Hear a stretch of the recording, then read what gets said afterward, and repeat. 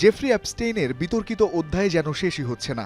নতুন করে প্রকাশিত হওয়া নথিপত্রগুলো এবার সরাসরি আঙুল তুলছে ক্রীড়া বিশ্বের প্রভাবশালীদের দিকে।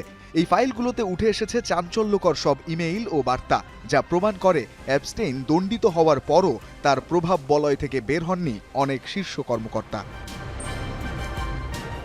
ইমেইলের তথ্য অনুযায়ী 2017 সালে আন্তর্জাতিক মোটর স্পোর্ট সংস্থা FI এর সাবেক প্রেসিডেন্ট এবং সফলতম ফর্মুলা 1 টিমের মালিক জন টড নিউ ইয়র্কে অ্যাপস্টেইনের বাড়িতে গিয়েছিলেন। মেইলে অ্যাপস্টেইন লিখেছিলেন, দুঃখিত সময়টা এতটা সংক্ষিপ্ত হলো, তের্জে আমাকে জানায়নি। এই তের্জে ছিলেন নরওয়েজিয়ান কূটনীতিক তের্জে রড লারসেন। টড লিখেছিলেন, আপনি প্যারিস বা জেনেভায় এলে জানাবেন। অ্যাপস্টেইন অন্য এক মেইলে টডকে অদ্ভুত লোক হিসেবে বর্ণনা করেছিলেন। ফাইলের তথ্য বলছে, আলপাইন ফর্মুলা দলের উপদেষ্টা ফ্লাভিও ব্রিয়াতোরকে অ্যাপস্টেইন ডাকতেন ইটালীয় বন্ধু। 2010 সালে একটি ইমেইলে লেখা ছিল, ফ্লাভিও ব্রিয়াতোরে আপনার সঙ্গে কথা বলতে চাইছেন। মেইলে তাদের মধ্যে বিমান কেনা এবং সম্পত্তি বিক্রির বিষয়ে নিয়মিত আলোচনার তথ্য পাওয়া গেছে।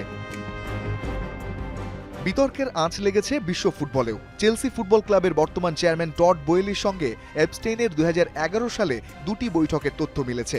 একইভাবে ক্রিস্টাল প্যালেসের বিনিয়োগকারী জশ হ্যারিস 2013 সালে অ্যাপস্টেইনের সাথে প্রাতরাশ বৈঠকে অংশ নিয়ে মেইলে লিখেছিলেন, আমাকে আমন্ত্রণ জানানোর জন্য ধন্যবাদ। এমনকি 2016 সালেও তিনি অ্যাপস্টেইনের সাথে দেখা করার আগ্রহ প্রকাশ করেছিলেন। যদিও হ্যারিসের মুখপাত্র দাবি করেছেন, তিনি কেবল ব্যবসায়িক কারণে সৌজন্য বজায় রেখেছিলেন।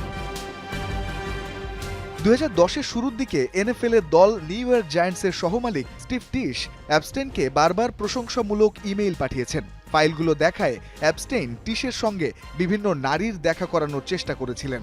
2013 সালে একটি ইমেইলে অ্যাপস্টেইন লিখেছেন, আপনি চাইলে আমি রাশিয়ানটি আনতে পারি।